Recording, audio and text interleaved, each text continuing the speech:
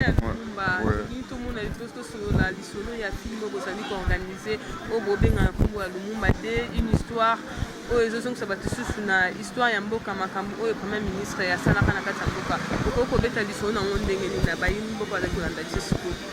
Bon, normalement Lumumba D vraiment.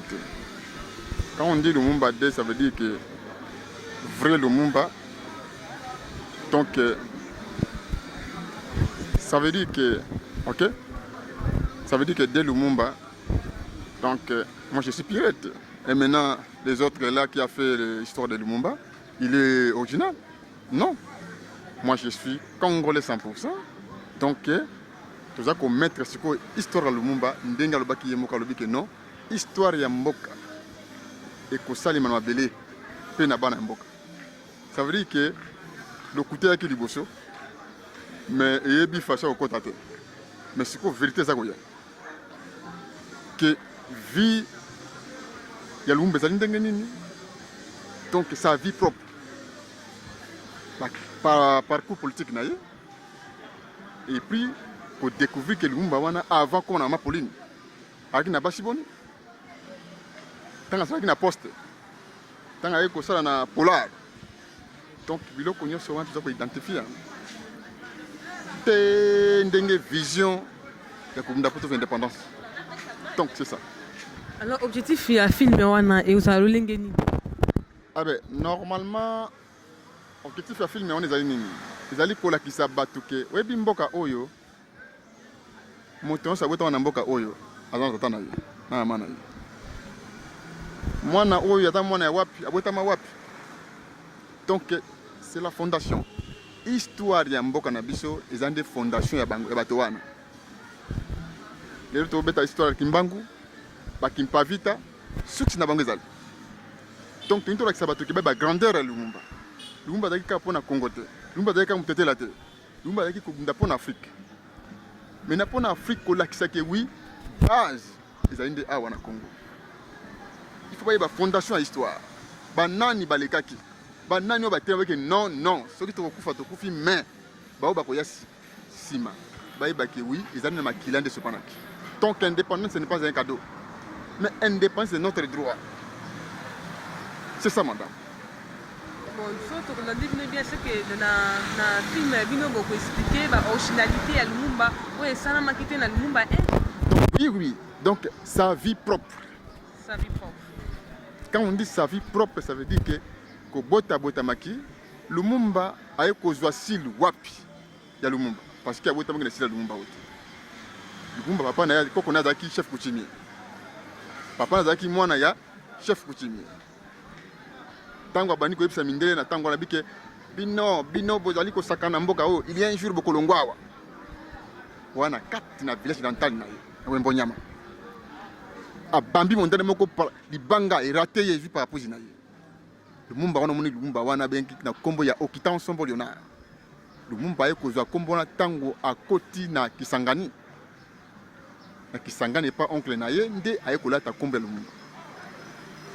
Te yekosa na ba poster, ayekosa na polar, ndenge bani carrière politique na. C'est ça. Mais ce qu'on kolobani na autorité bazali kolandos. Message ni ko kopesa bango par rapport à film de nous préparé. Bon, normalement lancement il y a film oyo tozo bien véritable film de Lumumba. Donc tozo senga na ba autorité na biso bameka basonga sima. Parce que soki bato oyo babunda pour l'indépendance ba ki vivant. Mais lelo nanga yo to koza la beauté. Hein? Bato wana ba ki tina elo baza koluka. Mais dès que bango tout il y a des massacres. Nous avons temps pour diriger mboka wote pour indépendance. Aucune indépendance,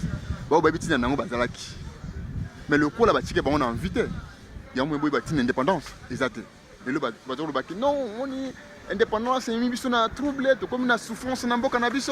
Ouais, parce que Batouana Bazate, connexion à Bango Bazate. Aujourd'hui, il n'y a pas de nationalistes.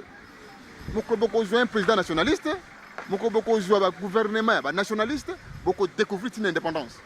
Raison pour laquelle nous notre réveillé peuple congolais, oui, source, une indépendance. Donc, c'est une indépendance soutenir préparation ya film oyo ya original.